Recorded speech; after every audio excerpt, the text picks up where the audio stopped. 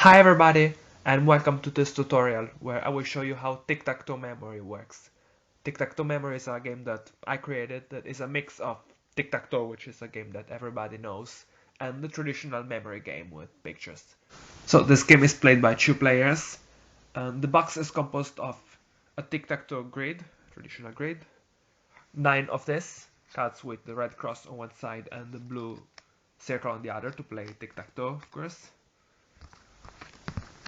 A deck with, in the new version of the game, this cards are black with white text now. I just painted them with a black pen here.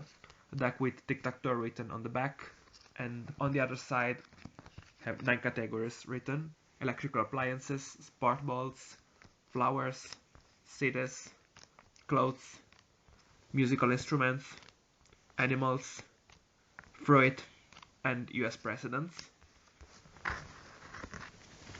And 9 decks composed of 18 cards each, with the categories I just mentioned. In this case, let's take musical instruments for example, because the name of the category is the back of the deck, and on the other side we have pictures.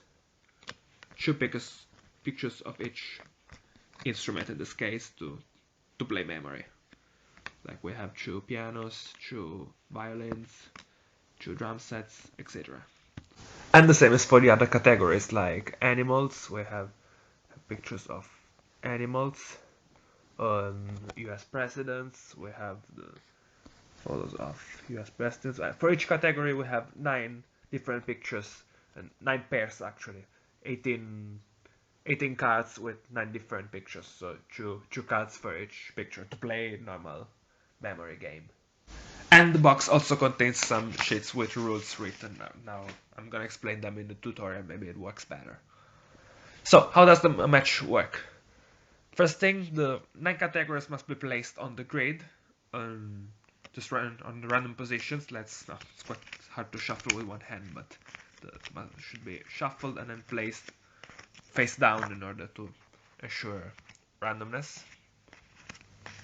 They should be placed in random positions, but then they must be done because they must be visible during the game. So in this case we have fruit in the center, have cities on this corner. Okay, this is how our categories are placed for this match. Cities, flowers, US presidents. Okay, so I don't have real players here, but let's say we have a red player here on the left and blue player here on the right.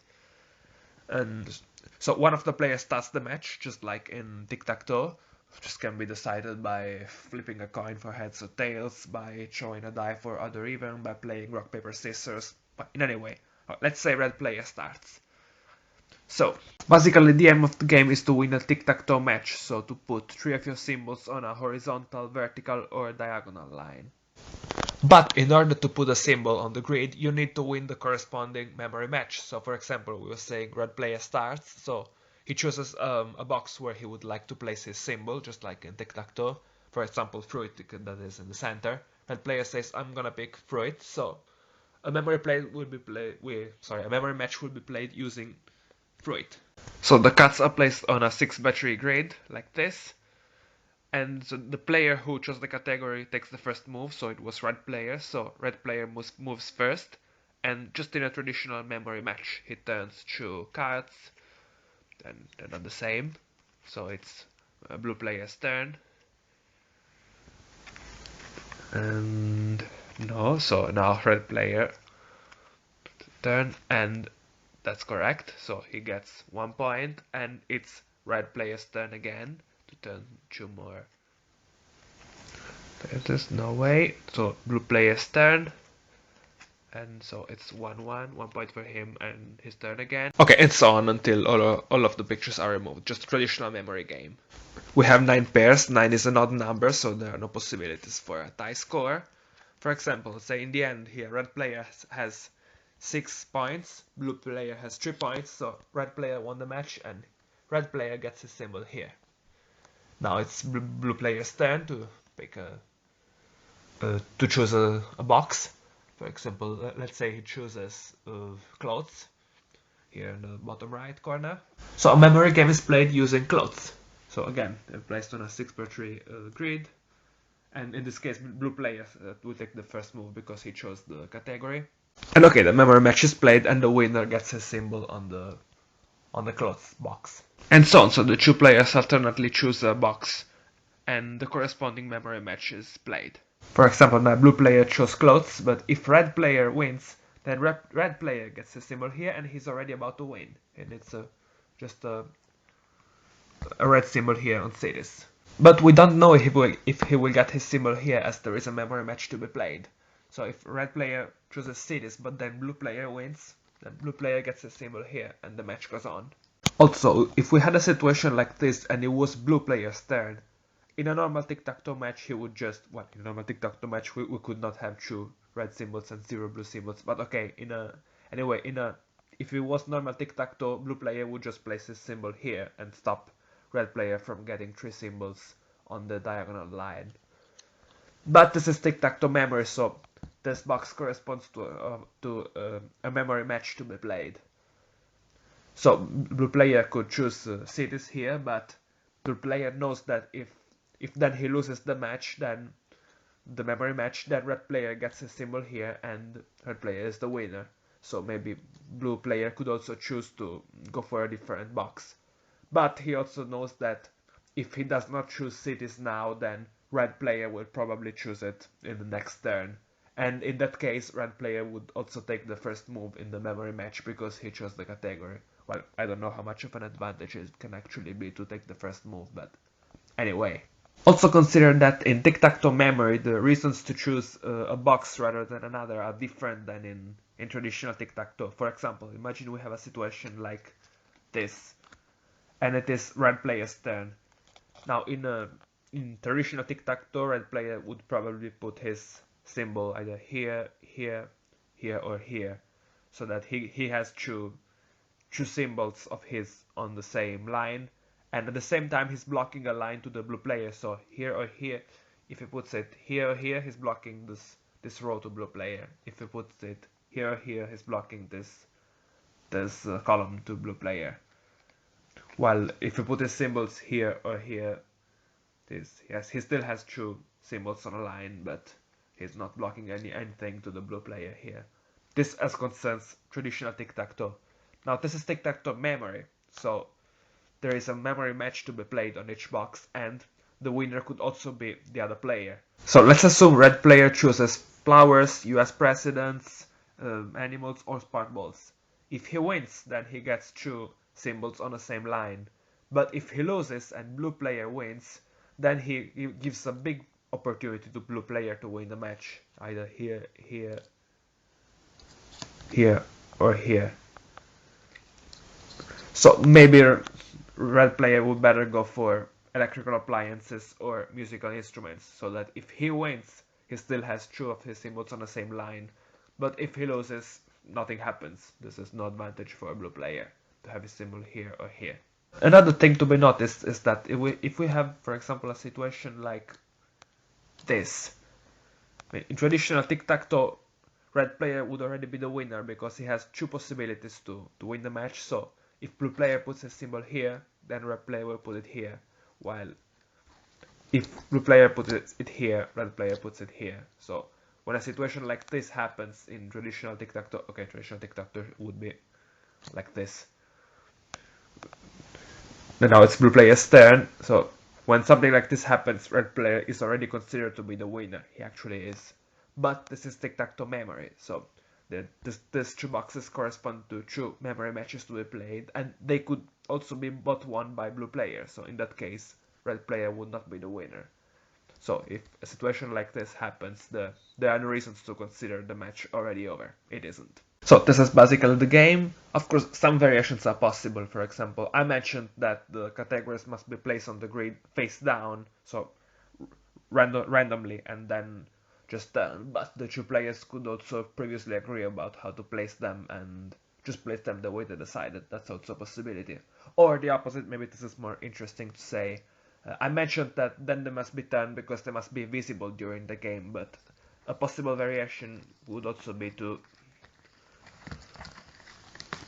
Let's try to shuffle them with one hand.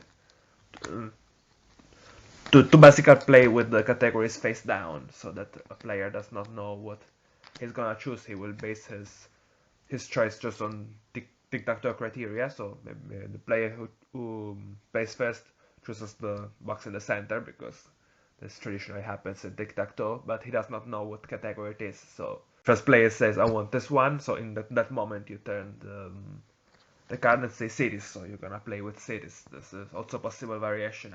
This is not how I conceive the game, but because let's sort of explain what happens. In tic-tac-toe we have the central box which crosses 4 winning lines: horizontal, vertical, and 2 diagonal. We have the boxes in the corner which cross 3 winning lines: 1 horizontal, 1 vertical, and 1 diagonal. And then we have the other 4 boxes, these ones that only cross 2 winning lines: 1 horizontal and 1 vertical. So in the beginning one would tend to choose the one in the center, but after that, for example, let's say this one is played. The choices is will I pick one in the corner, one of the corners, so top left, top right, bottom left, bottom right, or will I pick one of the other 4, so top, bottom, left, or right. Let's imagine I'm the blue player now. Once I have cleared this, for example, I say I want to pick one in the corner. Now at this point of the game, if I pick this, I pick this, I pick this, or I pick this, it's exactly the same, so I have no reasons to choose one or the other.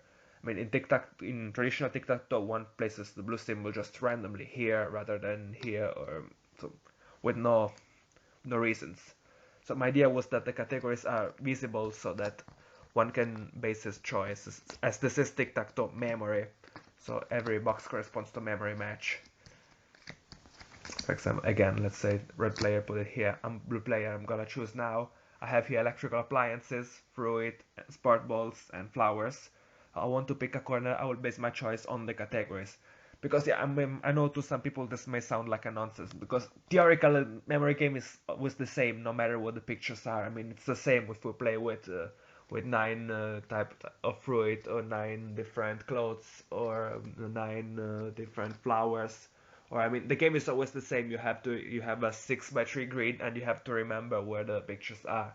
But we are humans, we're not computers, so our minds are a bit more complex than a purely logical system. I mean, we have preferences of some kinds. I mean, so some people would find maybe more comfortable to play with, I don't know, with cities rather than with spark balls, because they find simply easier to remember maybe where a city was on the grid, where Sydney was, where Athens was, rather than spark balls, which maybe is something the person is not interested in. So So I don't know, this may sound not logical to some people, but I am convinced that it's not really the same to play with clothes or with electrical appliances or with USB. Everyone will have his or her preferences. So in a situation where the player who chooses would base his choice also on this, that's also the advantage of choosing. So again, if it was played with the categories being hid, then one would have no hints. He would just choose one. Again, let's make the same situation. One would go for a corner, one would choose, blue player would choose one corner randomly and maybe find out that that's not really a category he's comfortable with. So I don't think this makes much sense. But as said, this could be a variation. So I explained the game the way I conceived it. So that was the sense of the tutorial. Okay, I think that everything is said. This is also part of the box. So this is what you will receive. So the game is available on the Game Crafter. I will leave the link in the description. And so you can purchase the game and receive it directly at your house or wherever you want to.